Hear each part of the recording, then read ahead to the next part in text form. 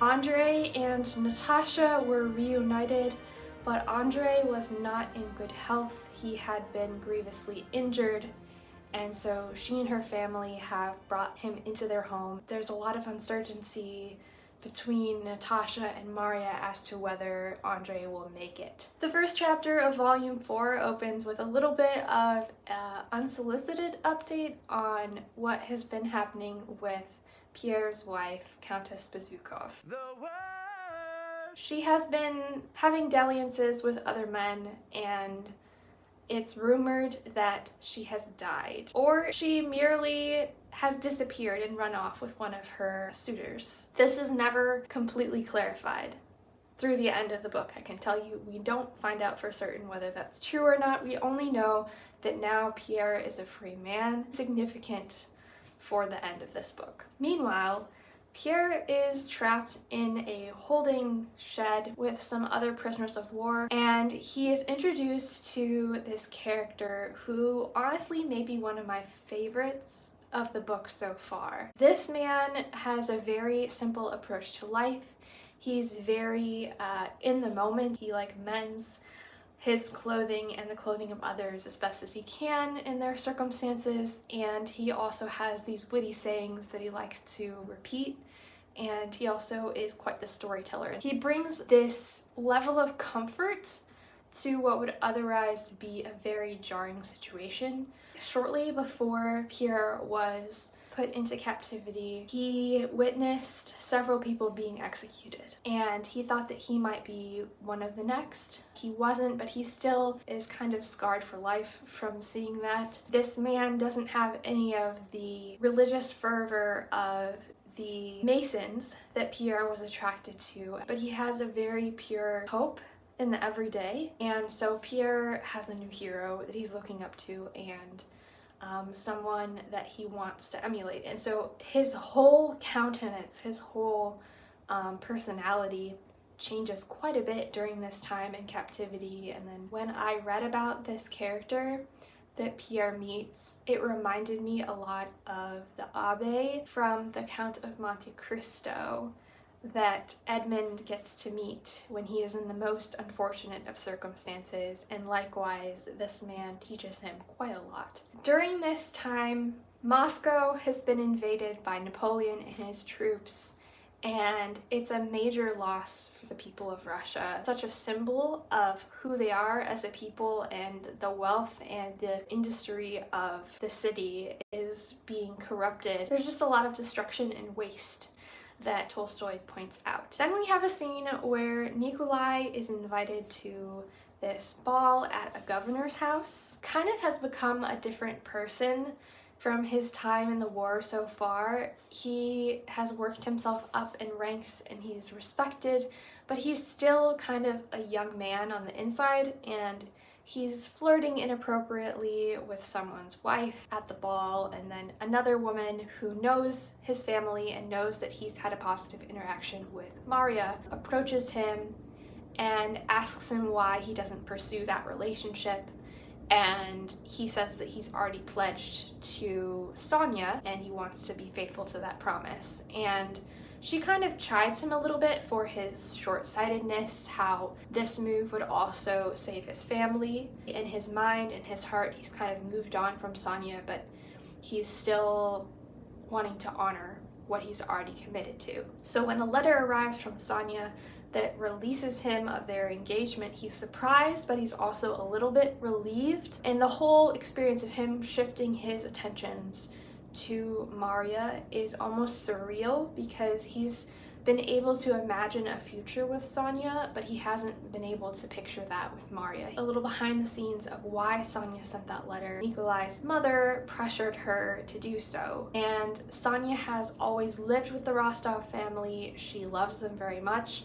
It's not so much just a responsibility for her to live and care for this family, but she feels like she owes them everything. Life has been miserable for her with this hanging over her, because Nikolai's parents never really approved of his engagement to Sonia. She makes the decision that she feels like she only can. If Andre recovers and he and Natasha are married, then Maria will be his sister-in-law and he won't be able to marry her. Sonia breaks off their engagement with the expectation that maybe, just maybe, he won't be able to follow through with marrying Maria anyways, and so he will have to go back to his original plan to marry Sonia. Natasha and Maria have this unexpected new bond together, caring for Andre, and he's very clearly dying.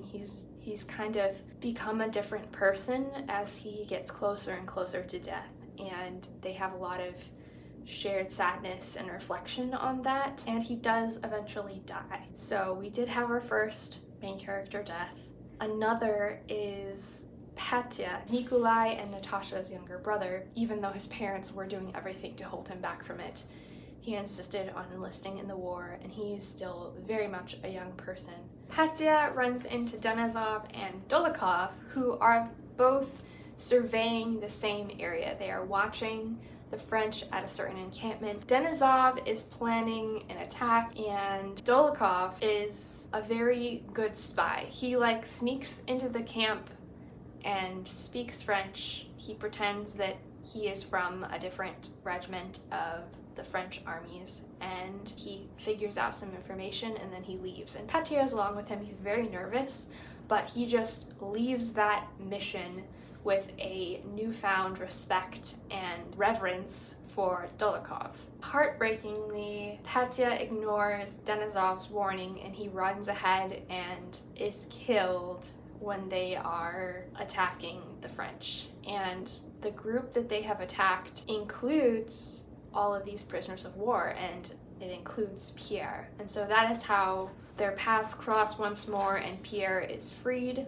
and he's just a completely different person. He has lost some weight, he has changed his values, and now he's a lot more of a considerate introvert. He loves people without them earning it. He's a better listener, and he expresses care for others in a much more genuine way than he did prior to his experience in the war. As Andre has died, Pierre has an opportunity to go and see Natasha and Maria, and he speaks to them about their griefs, because obviously Natasha lost her younger brother and she lost her love, Andre. He's looking for hope that maybe she still would in the future marry him, and it seems like part of her comes back to life again when they have met. They do end up getting engaged and married. And then we have a bit of a time skip. We get to see our characters in the future. Maria married Nikolai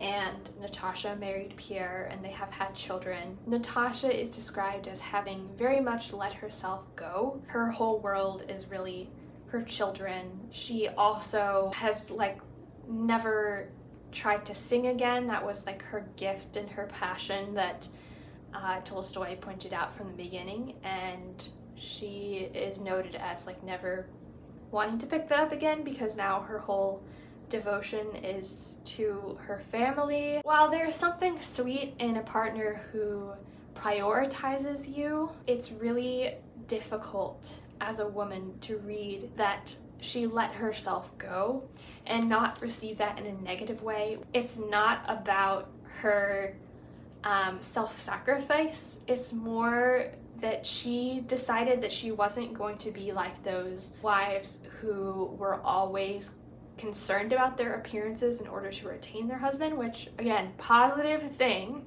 Maybe that's just kind of treacherous territory for any male writer to venture into. I have mixed feelings about the ending of this book. Maria also is very invested in bringing up her children, but she still is concerned about Nikolenka, who is Andrei's son, probably a young teenager at this point. He has just fixated on Pierre. Pierre is his role model in life now. It seems like Pierre and Nikolai are not the best of friends. They have very different political views. Nikolai is still very much, whatever my country tells me to do, I will obey it, even if it means sacrificing you and your family. Priorities are kind of out of whack. He's also a little bit of an angry fellow, I can see him certainly dealing with some PTSD from what he's experienced. Pierre, meanwhile, has also seen some very brutal things, but it's kind of shifted his perspective on life, and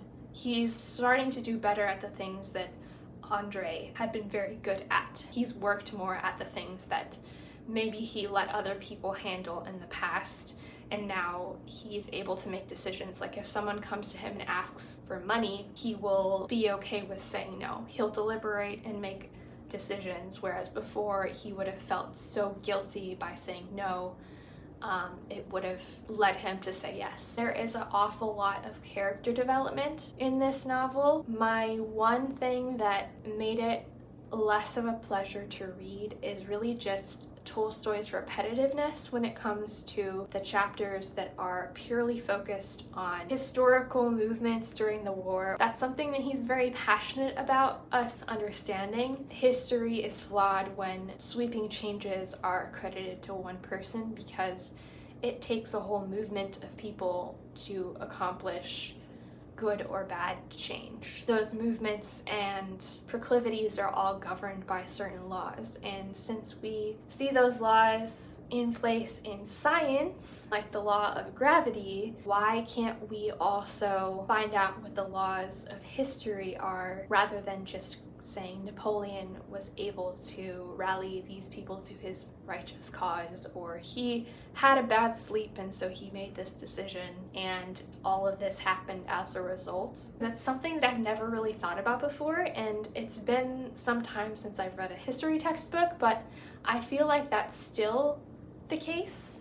Maybe you can let me know if I'm wrong, if that's changed. In the end of the book, Tolstoy also says, if you do believe that an all-powerful being at work in how these things unfold, who exactly bestows power to certain people and who governs the events of man, that also can work with this theory. But at the same time, it also wasn't clearly explained in how Christianity can tie into that, but you can tell that, like, from his worldview, that is where he's standing in all of this, and it's very clear throughout inner thoughts and actions of the characters, and like how there is character development and redemption in this story, specifically accredited to faith. How what they believe about God or about their fate changes who they are as a person and the choices that they make. This isn't a heavy book. I've read books that I think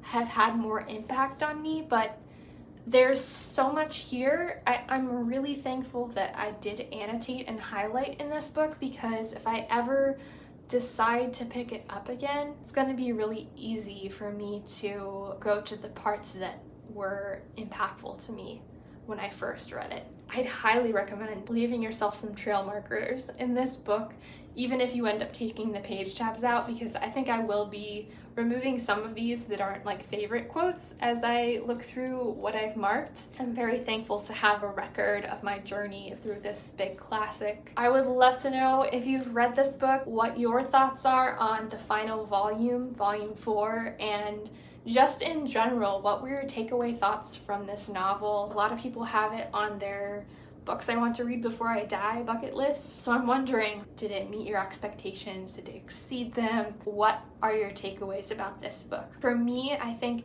that key thought of historical figures are not the only ones figuring in historical events. That will stick with me. Also, there's always like something about family life and marriage in Tolstoy that I pay extra attention to, both healthy and unhealthy things. The most impactful piece of reading this book, seeing how people are searching for love or acceptance or honors, and how when they reach those things respectively, or they miss the mark by so much, what that actually means for them in the long run. Because I think a lot of these characters realize that the things that they had hoped in were not as great as what life ended up being for them. The things that maybe you expect are gonna be what make life better for you or happier are not necessarily what actually will make for a good life. Top of mind, Natasha hoping her future with Andre will be something that is secured when he recovers from his illness. I think if they actually had gotten married, he probably wouldn't have made as good of a partner as Pierre. Pierre had been much more softened by what he'd gone through in the right ways, and he'd also become more shrewd and wise through what he experienced, so that he was much more ready to be a good husband. And I don't know that Andre responded in the best way to the challenge that he's been through, because he distanced himself from the people that he loved consistently, whether it was his young wife or his son, and then eventually Natasha when he was on his deathbed. So I don't know that he would have made the best husband without a lot of therapy, which probably did not exist in the 1800s. I really am eager to hear what you thought about this book, and I'm really proud of having finished it. Thanks for joining me on this journey of reading War and Peace. If you like more content like this, please do hit that subscribe button. If you enjoyed this series of videos, hit the like button, and I hope to see you in another one soon.